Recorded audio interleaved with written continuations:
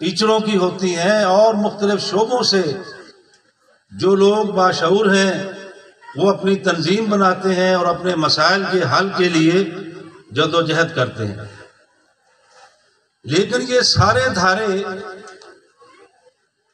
جب کسی ایک جگہ جا کر اکٹھے ہوتے ہیں تو اس کو ہم سیاسی جماعت کہتے ہیں. اور آج کا یہ زمانہ جو ہے سیاسی جماعتوں کے بغیر جدوجہد اور مسائل کو حل نہیں کیا جا سکتا. پارلیمنٹ میں جائے بغیر، جلسہ کیے بغیر، جلوس کیے بغیر ہم بہت سارے مسائل وقتی طور پر حل کر لیتے ہیں، لیکن جب بات آگے بڑھتی ہے، وقت آگے بڑھتا ہے تو مسائل پھر واپس آ جاتے ہیں. اور یہ مسائل اس وقت تک رہیں گے جب تک ہم سماج اور نظام کو تبدیل نہیں کر لیتے. ہم مسائل کا ماتم کرتے ہیں، 74 سال سے یہ ماتم ہمارا جاری و ساری ہے، لیکن ماتم کے بعد اگلی بات کرنی چاہیے کہ وقتی جو ریلیف ہے وہ کبھی ملتا ہے کبھی نہیں ملتا، لیکن مکمل ریلیف اور مکمل نجات کے لیے اس نظام کو تبدیل کرنا بہت ضروری ہے.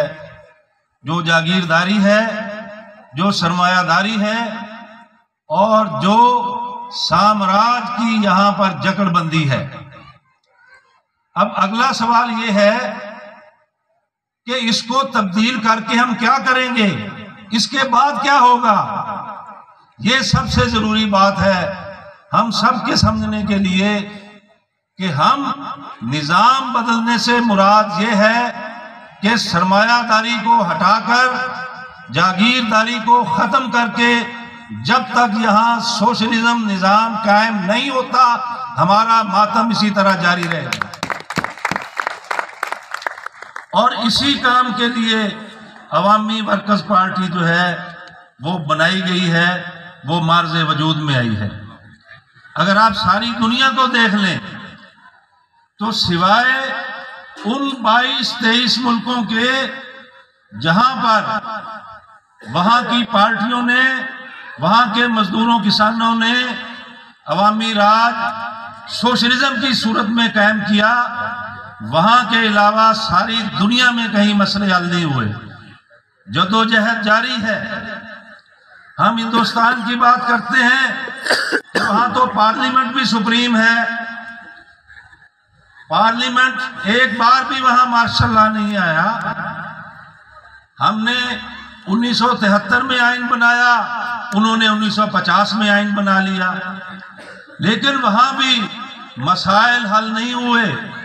غربت بچے جنم دے رہی ہے، اور پچھلے 1.5 سال میں آپ نے دیکھا کہ جس طرح وہاں کسانوں نے جدوجہد کی، اور ہم چونکہ بارڈر کے قریب ہیں، ایسٹ پنجاب کے ہمارا زیادہ رابطہ رہتا ہے، اس کی ایک ہی وجہ تھی کہ وہ منظم تھے، انہوں نے تنظیم بنائی اور انہوں نے اپنی طبقاتی سیاسی جماعتیں بنائی. ان طبقاتی جماعتوں نے جب ان کا ساتھ دیا تو پھر وہ تحریک کامیاب ہوئی اور مودی کو گھٹنے ٹیکنے پڑے. لیکن یہ بھی عارضی ریلیف ہے. جب تک وہاں بھی سوشلزم کا سورج طلوع نہیں ہوتا وہ اسی طرح غربت میں، بے کسی میں، جہالت میں، بے روزگاری میں پھنسے رہیں گے. یہ تو ایک بنیادی بات ہے کہ اس کے لیے ہمیں عوامی ورکرز پارٹی کا جھنڈا اٹھانا پڑے گا، جو آج پورے پاکستان کی پارٹی ہے. کشمیر میں بھی ہے، گلگت میں بھی ہے، بلوچستان میں بھی ہے، پختونخوا سندھ پنجاب میں بھی ہے. وہ ہم اس صورت میں نہیں ہیں کہ ہم کوئی ہلہ بول کر کوئی تبدیلی لے آئیں، اور پھر تبدیلی کا بھی، سماج بدلنے کا بھی کوئی ایک راستہ نہیں ہے کہ ہم صرف الیکشن لڑیں. الیکشن کے علاوہ بھی کئی اور طریقے ہیں جو دنیا میں آزمائے جا چکے ہیں، جہاں مزدوروں کسانوں نے اپنی جماعتیں بنائیں اور اقتدار حاصل کیا، اور اقتدار حاصل کرنے کے بعد اپنے منشور پر امپلیمنٹیشن کیا۔ اب یہ ہے کہ ہم پچھلے ایک طویل عرصے سے ہم ٹریڈ یونین بھی کر رہے ہیں، کسانوں کی تنظیمیں بھی بنا رہے ہیں، طالب علموں کی تنظیمیں بھی بنا رہے ہیں، لیکن ہوتا یہ ہے کہ جب کوئی موقع آتا ہے تو ہم اس وقت اپنے آپ کو ایکٹیویٹ نہیں کرتے۔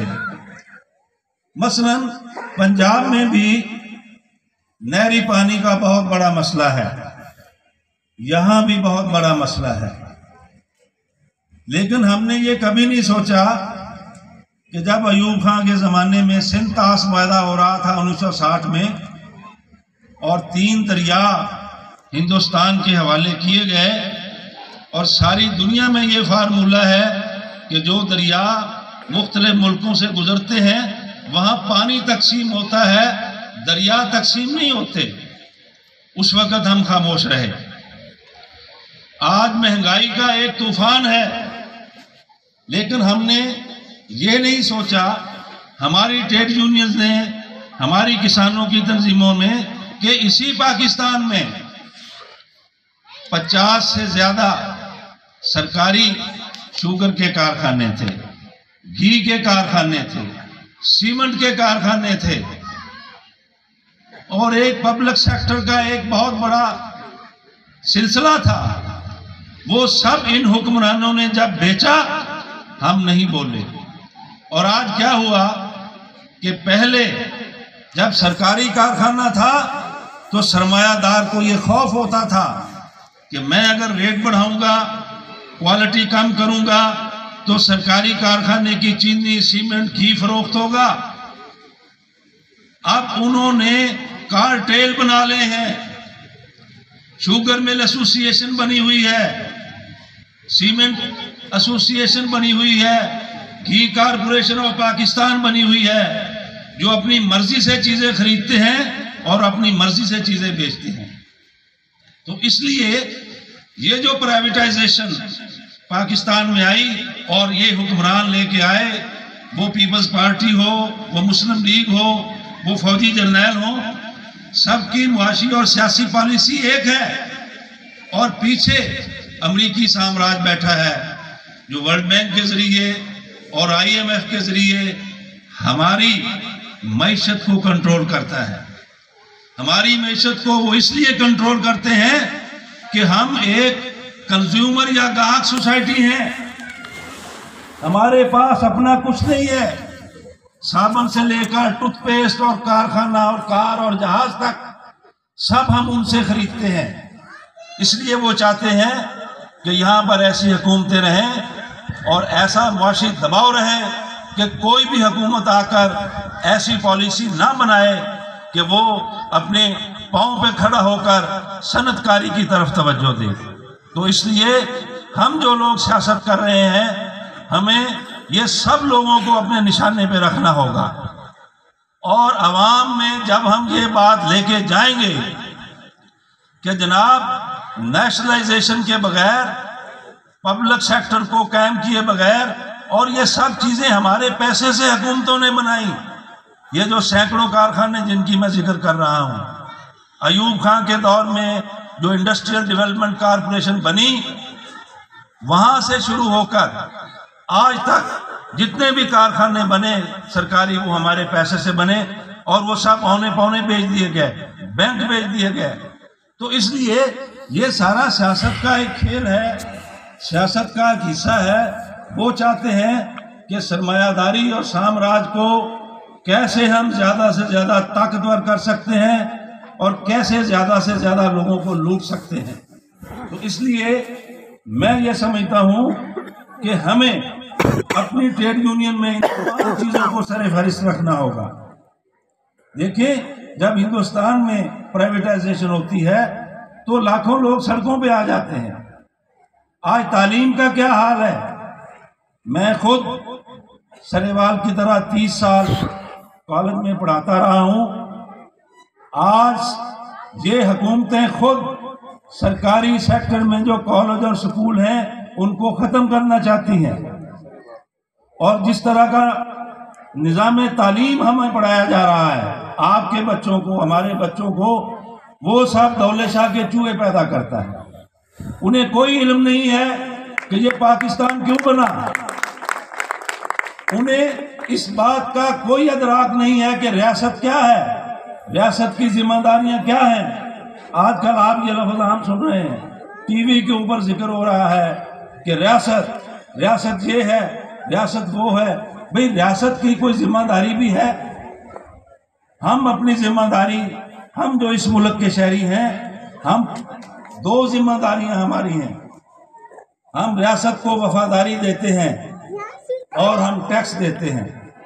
اس ملک میں جو 10 روپے کا فقیر جو ہے وہ گھی خریدتا ہے وہ بھی ٹیکس دیتا ہے۔ اس کے بدلے میں یہ ریاست کو ثواب کے لیے نہیں بنائی گئی، اس کے بدلے میں 5 چیزیں انہوں نے ہمیں واپس کرنی ہے۔ ہمیں تعلیم دینی ہے، ہمیں روزگار دینا ہے، صحت اور علاج کی سہولتیں فراہم کرنی ہیں، اور ہمیں گھر کے لیے چھت دینی ہے۔ اب یہ سب چیزیں تو ریاست نہیں دے رہی، ہم ریاست کو ٹیکس بھی دے رہے ہیں اور ریاست کو وفاداری بھی دے رہے ہیں۔ تو اس لیے یہ ساری چیزیں ہمیں لوگوں کو بتانی ہوگی، اور اسی کام کے لیے میں سمجھتا ہوں کہ ہمیں عوامی ورکرز پارٹی کو طاقتور کرنا ہوگا۔ 74 سال اور بھی بیت گئے تو پھر بھی یہ مسئلہ حل نہیں ہوگا۔ ہم جیسے جیسے طبقاتی جدوجہد کے ذریعے اپنی طبقاتی تنظیمیں اور اپنی سیاسی جماعت کو، یہ یاد رکھیں سیاسی جماعت ہمیشہ طبقاتی ہوتی ہے، ریاست بھی طبقاتی ہوتی ہے، ہر طبقہ اپنے مفادات کے لیے سیاسی جماعت بناتا ہے، ایسے ہی ہم نے بنائی ہوئی ہے، ہم مزدور کسانوں نے۔ تو اس لیے جب تک اس پارٹی کو ہم پاکستان کی ایک مقبول جماعت نہیں بنا دیتے جس کے پاس لاکھوں کارکن ہوں اور کروڑوں لوگوں کی حمایت ہو، اس وقت تک ہم ان کا تختہ نہیں الٹ سکتے۔ بہت شکریہ، بہت مہربانی۔